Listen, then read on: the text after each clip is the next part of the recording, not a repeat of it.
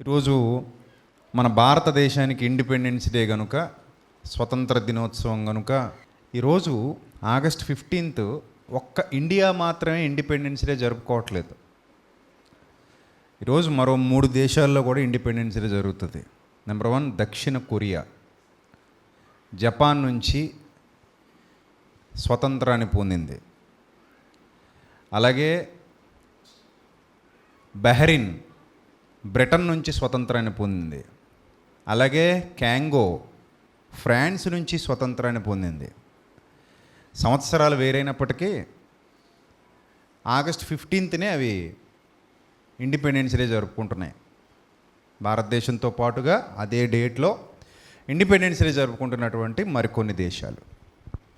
ఎందుకు ఇలాంటి పరిస్థితి అంటే, పూర్వకాలం నుండి కూడా బానిస వ్యవస్థ అనేది ప్రపంచంలో ఉంది.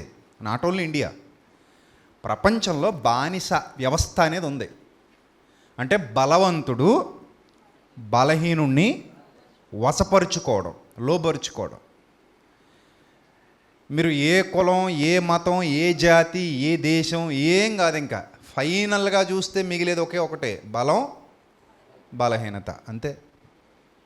బలవంతుడిదే రాజ్యం, బలహీనుడికి ఎప్పుడు బానిసత్వం. అందుకే బలవంతులు మెల్లిగా బలహీనుల్ని తమ వశం చేసుకుని వాళ్ళ మీద పరిపాలన కొనసాగించడం ప్రాచీన కాలం నుండి కూడా, రాజుల కాలం నుంచి కూడా కామన్. ఈరోజు మనం ఇండిపెండెన్స్ డే జరుపుకుంటున్నాం. Happy independence day. చాలామందికి ఇండిపెండెన్స్ అంటే అర్థం కూడా తెలియదు. విచిత్రం ఏంటంటే, నాకు అప్పుడప్పుడు నవ్వు వస్తుంటుంది. ఫేస్బుక్లో కానీ వాట్సాప్లో కానీ ఇండిపెండెన్స్ డే పోస్టులు పెడుతున్న చాలామంది, లేకపోతే ఇండిపెండెన్స్ డే గురించి మాట్లాడుతున్న వాళ్ళు డిపెండెంట్లుగా బతుకుతూ ఇండిపెండెన్స్ డే శుభాకాంక్షలు చెప్తారు. ఇండిపెండెన్స్ అనేది ఒక్క బ్రిటిష్ వాడు వెళ్ళిపోతేనే వచ్చేసింది అనుకుంటే కాదు. ఇంకా చాలా విషయాల్లో మనకు కావాల్సింది ఏంటి? ఇండిపెండెన్స్ కావాలి. ఏ తప్పు చేయకపోయినా అన్యాయంగా జైల్లో మగ్గిపోతున్న వాళ్ళు చాలా మంది ఉన్నారు మన దేశంలో, నిర్దోషులు. జైల్లో ఖైదీ ఉన్నాడు, వాడికి ఇండిపెండెన్స్ లేదు. వాడు ఎప్పుడు జైలు నుంచి బయటకు వస్తే అప్పుడే ఇండిపెండెన్స్ డే జైల్లో ఖైదీకి. సంవత్సరాలుగా ఒక క్రూరుడైన భర్త చేతి కింద మగ్గిపోతున్న ఎవరో ఒక అక్క, ఎవరో ఒక చెల్లెమ్మ ఉంటుంది, ఆవిడకి ఇండిపెండెన్స్ లేదు. ఆడెవడో వస్తాడు, పనికిమాలుడు, తాగేసి వస్తాడు, కొడతాడు, దెబ్బలకు రెడీగా ఉండాలి. ఇష్టం లేకపోయినా వంట చేయాలి, ఒంట్లో బాగోకపోయినా లేవాలి, జ్వరం అయినా తప్పదు, వాడికి మంచం మీద సుఖాన్ని పంచాలి. వాడికి క్రూరుడు, శాడిస్ట్. ఈవిడికి ఇండిపెండెన్స్ ఉందా? లేదు. కానీ మన భారతదేశంలో ఇండిపెండెన్స్ డే జరుపుకుంటున్నప్పుడు ఆవిడకి కూడా హ్యాపీ ఇండిపెండెన్స్ డే చెల్లెమ్మా అంటారు. ఎవరో ఒక అమ్మాయి కాలేజీకి వెళ్ళిపోతూ ఉంటుంది, దారిలో ఈవి టీచింగ్ జరుగుతూ ఉంటుంది, చాలామంది అమ్మాయిని ఏడిపిస్తూ ఉంటారు. ఆ బాధలన్నీ అమ్మాయి భరించాలి. ఎవరితో చెప్పుకోలేదు, చెప్పుకుందామంటే అవకాశం లేదు. ఇంటికి వెళ్ళి చెప్పుకుంటే కాలేజీ మానిపించేస్తారేమో, ఆ చదువు ఊడిపోద్దని భయం. వాడిని గెలవగలిగే శక్తి లేదు. వాడు వస్తాడు, టచ్ చేస్తుంటాడు, ముద్దు పెట్టుకుంటాడు, గిల్లుతాడు, కొడతాడు, ఏదైనా చేస్తుంటాడు. అవన్నీ భరించుకుంటూ భయంగా ఒక అమ్మాయి బతుకుతున్న అమ్మాయికి ఇండిపెండెన్స్ ఉందా? లేదు. ఎవరో ఒక గయ్యాళి భార్య ఉంటుంది, మొగుడిని పట్టుకుని వేధిస్తూ ఉంటుంది, రకరకాల వేదనలకు గురి చేస్తారు. ఆ వేదనలు భయంకరమైనవి. 498 కేసులు పెడతారు, అత్తమామల మీద కేసులు పెడతారు, ఆడపడుచుల మీద కేసులు పెడతారు, 30 లక్షలు 40 లక్షలు కావాలని కోర్టులకు తీసుకెళ్తారు. రోజు కోర్టుల చుట్టూ తిప్పుతుంటారు. కొట్టకపోయినా కొట్టాడంటారు, తిట్టకపోయినా తిట్టాడంటారు, పెద్దల దగ్గర కన్నీళ్ళు పెట్టుకుని ఉంటారు. యువతలోకి చచ్చిపోవాలనిపిస్తే చచ్చిపోలేడు. వాడికి ఇండిపెండెన్స్ ఉందా అంటే నో ఇండిపెండెన్స్. పిల్లలు ఉంటారు, క్రూరులైన టీచర్లు ఉంటారు, వాళ్ళకి ఏం చేయాలో అర్థం కాదు. వీళ్ళకి ఏదో బర్డెన్గా హోంవర్క్ ఇచ్చేస్తారు, వీడికి ఏదో పడదు, లోపలికి వెళ్తాడు, కొడతాడు, తిడతాడు, రకరకాలుగా హింసలకు గురి చేస్తూ ఉంటాడు. ఎవడో క్రూరుడైన టీచర్ ఉంటాడు, అమ్మాయిని ఒప్పుకోదు, అమ్మాయిని బాధ పెడుతుంటాడు, బలవంత పెడతా ఉంటాడు, ఇంటి దగ్గర చెప్పేస్తే ఎలా చేస్తా అలా చేస్తా అని బెదిరిస్తూ ఉంటాడు, మార్కులు తగ్గించేస్తుంటాడు. ఇలాంటి దౌర్భాగ్యాలు ఉన్నప్పుడు ఇండిపెండెన్స్ ఉందా? ఇండిపెండెన్స్ లేదు.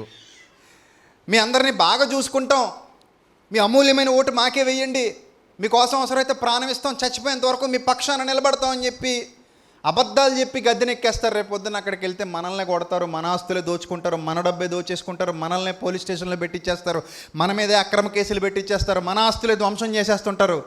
వీళ్ళందరూ మన మీద ఉన్నటువంటి నాయకులు కదా.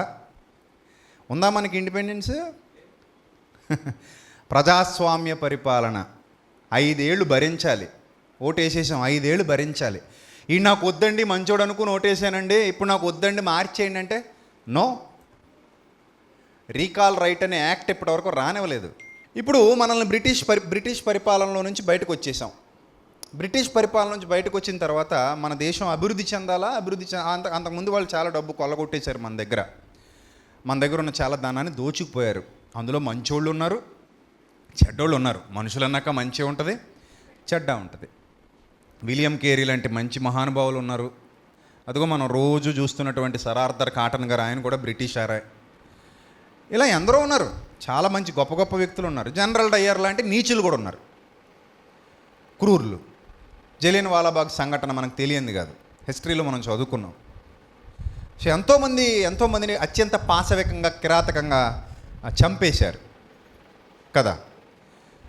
సో మంచి చెడ్డ రెండు ఉన్నాయి. సరే, వాళ్ళు పోయారు, మనకి ఇండిపెండెన్స్ ప్రకటించేశారు, మిమ్మల్ని మీరే పరిపాలించుకోండి, మేము పోతున్నామని పోయారు.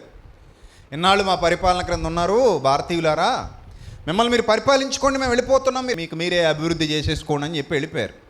ఏం జరిగింది అభివృద్ధి? మనకి 1947 నుంచి నేటి వరకు మన భారతదేశ అభివృద్ధి స్థాయి ఎంత, మన అభివృద్ధి శాతం ఎంత అని ఆలోచిస్తే మన దేశాన్ని దారిద్ర్య రేఖకు దిగువనే ఉంచారు తప్ప కొంచెం పైకి ఎగబాకేలా చేశారా మన నాయకులంటే చేయలేదు. ఎందుకు చేయలేదంటే ఇక్కడున్న ధనాన్ని తీసుకెళ్ళి మళ్ళీ విదేశాలకే అప్పగించారు కదా. స్విస్ బ్యాంక్ అంటే ఏంటది? ఈరోజు స్విట్జర్లాండ్ అంత అభివృద్ధి చెందిందంటే, అంత అందంగా, అంత హ్యాపీగా వాళ్ళు బతుకుతున్నారంటే, ఇప్పుడు నీ డబ్బు నా దగ్గర దాచుకున్నావు, నేను డెవలప్ అవుతాను అవునా, రొటేషన్ చేసుకుంటాను హ్యాపీగా. నువ్వు చచ్చావు, ఆ డబ్బు ఎవరిది ఇప్పుడు? నాదే కదా. సో అంటే మన దేశభక్తి ఏ స్థాయిలో ఉందో చూడండి. వీళ్ళు మళ్ళీ దేశభక్తి గురించి మాట్లాడతారు. ఇండిపెండెన్స్ అనేది ఒక సమూహానికి కాదు, ఒక జాతికి కాదు, ఒక వ్యక్తికి మొదట రావాలి. ఎప్పటికీ మన భారతదేశంలో దోపిడీ, హత్యలు, నేరాలు, ఈవ్ టీజింగ్లు, కొంతమంది అమ్మాయిల అవయవాలు కోసేస్తున్నారు. ఏం చేయాలి ఇప్పుడు? పోనీ వాడు కోరిక తీర్చుకుని అమ్మాయిని వదిలేశాడంటే వదలటలే. వాళ్ళ అవయవాలు కోసేసి, వాళ్ళ అవయవాల్లోకి ఆ రాడ్లు ఈ రాడ్లు చొప్పించేసి, పేగులు బయటికి లాగేసి, మీద కిరసనాయిలు పోసో పెట్రోల్ పోసో కాల్చేసి, చిన్నపిల్లల్ని చంపేసి మనం ఇండిపెండెంట్లమా? ఢిల్లీలో రైతులందరూ పిచ్చోళ్ళు మాదిరిగా రాత్రనక పగలనక ఏడుస్తూ ఓట్లేసిన వాళ్ళే వాళ్ళు. ప్రజాస్వామ్య పరిపాలన, వాళ్ళే పాలకులు. రూల్ అయితే మన భారతదేశ నినాదం ఏంటి? ప్రజలే పాలకులు. సో వాళ్ళందరూ రోడ్ల మీద కూర్చుని ఆర్తనాదాలు చేశారు. రైతు కదా, మనం పట్టించుకోలేదు. అదే సినిమా హీరోకి ఏమైనా అయిందంటే మనం కదులుతాం, సినిమా హీరోయిన్కి ఏమైనా అయిందంటే మనం మాట్లాడతాం, మన గొంతు లేస్తుంది. వాళ్ళని ఎవరు పట్టించుకోలేదు. దీనికి కారణం ఏంటి? వాళ్ళు ఇండిపెండెన్సా డిపెండెన్సా ఎవరు చెప్తారు ఇప్పుడు? ఒక ఆడపిల్లని అన్యాయంగా చంపేశారు, చెరిచేశారు, కాల్ చేశారు. ఇప్పుడు వాళ్ళ అమ్మ నాన్న న్యాయం కోసం తిరుగుతున్నారు. ఏంటి న్యాయం? కనీసం రాజ్యాంగాన్ని అనుసరించి చేసినోడికి శిక్ష చేయండి అని. టైం పడుతుంది. It will take some time in this country. ఎందుకంటే అక్కడ వాదనలు జరగాలి, అన్నీ జరగాలి, ఇలా జరగాలి, అలా జరగాలి, ఆ తర్వాత కొనేయచ్చు, అమ్మేయచ్చు, ఏదైనా చేయొచ్చు. ఇక్కడ న్యాయాన్ని కూడా కొనేయచ్చు మనం.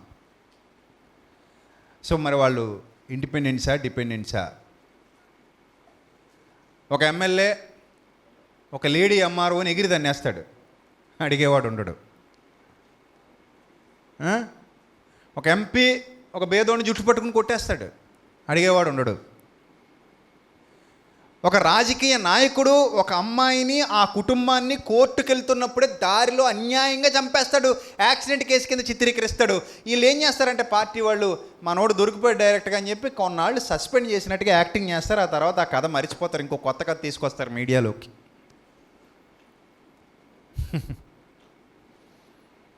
మనం ఇండిపెండెన్సా డిపెండెన్సా?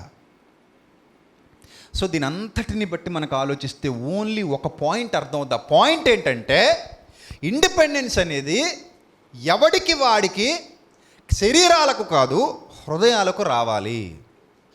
అలా వచ్చినప్పుడే వ్యవస్థ బాగుపడుతుంది. మనిషి ఆలోచనలు పతనావస్థకు వెళ్ళిపోయినంత కాలం మనిషి స్వతంత్రుడు కాడు. దోపిడి వ్యవస్థ, దోచుకోవాలనే ఆలోచన, నీచమైన దృక్పథం, జాలి, దయ, కరుణ ఇలాంటి వాటికి తిలోదకాలు ఇచ్చేయటం, అవి లేకపోవటం, మనిషి మృగంగా మారిపోవటం, మనిషి పైశాచికత్వంతో మారిపోవటం, మనిషి తన స్వార్థం కోసం ఏదైనా చేయటానికి దిగజారిపోవటం, విజ్ఞత వివేకం కోల్పోవటం,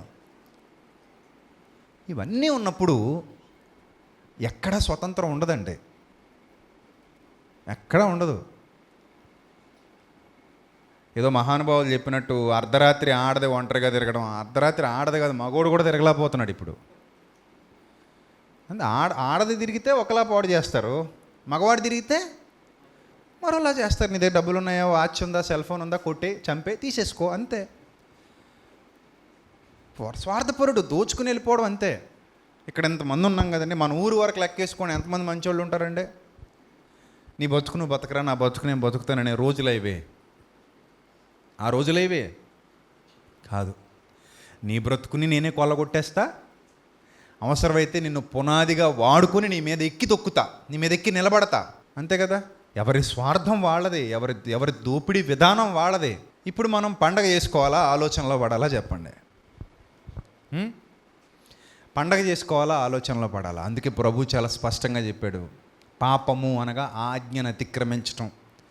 పాపము అనగా ఆజ్ఞాతిక్రమం. ఎవడు పాపమునకు లోనై ఉన్నాడో వాడు పాపానికి దాసుడు.